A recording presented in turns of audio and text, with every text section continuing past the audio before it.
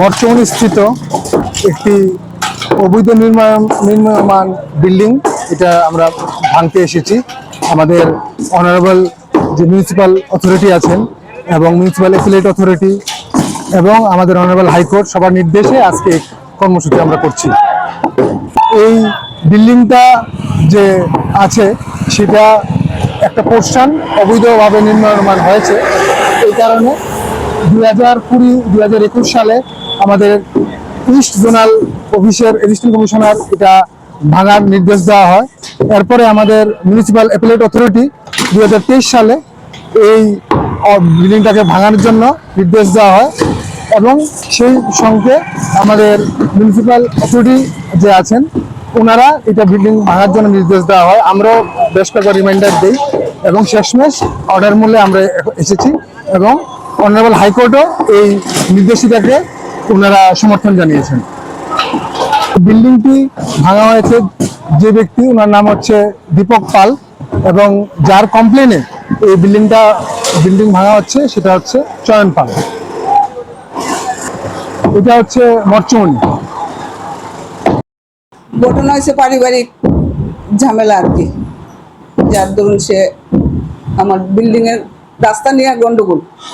সে জায়গা কিনছে, তার জায়গাতে জায়গা কম দেখে আমার রাস্তাটা দখল করে বিল্ডিং করতে চায়। আমরা বাধা দিছি, বিল্ডিং বাধা দেওয়ানে ওই এটার না পারনে ওই বিল্ডিং এ কমপ্লেন করছে। ওনার ছোট ভাই আপন ছোট ভাই, হ্যাঁ হ্যাঁ, ওনার নাম চয়ন পাল। ওনারে সবাই চিনে, সবাই চিনে, মিডিয়া সবাই ওনারে ভালোভাবে চিনে। ওনার নামে মিডিয়া তো বিভিন্নভাবে বিভিন্ন সময়ে অনেক রিপোর্ট উঠছে, তাই না? আইন হাইকোর্টে গেছে, হাইকোর্টে রায় দিছে বাঙ্গাল লেগে। হাইকোর্টের উপরে আমরা গেছি, 2 দিনের মধ্যে দৌড়ে করে একটা কাগজ বাইর করে আনছি যাতে স্থগিত রাখায় আমরা নিজেদের মধ্যে এটা শেষ করুন বা কি করা যায় দেখুন। তার সঙ্গে কথা কইয়া বহুত চেষ্টা করা হয়েছে, তারা কইতেছে না এটা হাইকোর্টের রায়, আমরা এই করতে। বাড়ি তো অনেক পুরানো, তার বাবার বাড়ি এটা 50 হাড়ের বেয়ে জগড়ার ভিতরে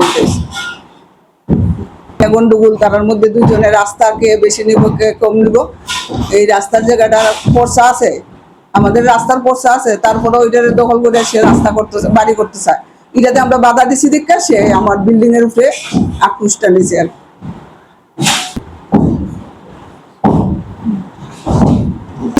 20-25 লাখের উপরে আমার এই বিল্ডিং এ জিনিসপত্র যা আছে, জিনিস আছে, কারেন্টের জিনিস আছে, অফিসের জিনিস আছে, অনেক মূল্যবান জিনিস আছে। এখানে 25-30 লাখ টাকার।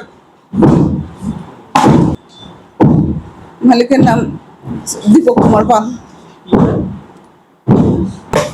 উনি তো রিটায়ার্ড টিচার। প্রত্যেকের জীবনের স্বপ্ন থাকে পড়াশোনা শেষ করে কর্মজীবনে প্রতিষ্ঠা পাবার। এই দিক দিয়ে আমি সফল শুধুমাত্র একটি কারণে, সেটা হলো আমার কলেজ টিপস, যেখান থেকে গ্র্যাজুয়েশন কমপ্লিট করে উচ্চতর শিক্ষা নিয়ে আজ আমি সফলভাবে প্রতিষ্ঠিত।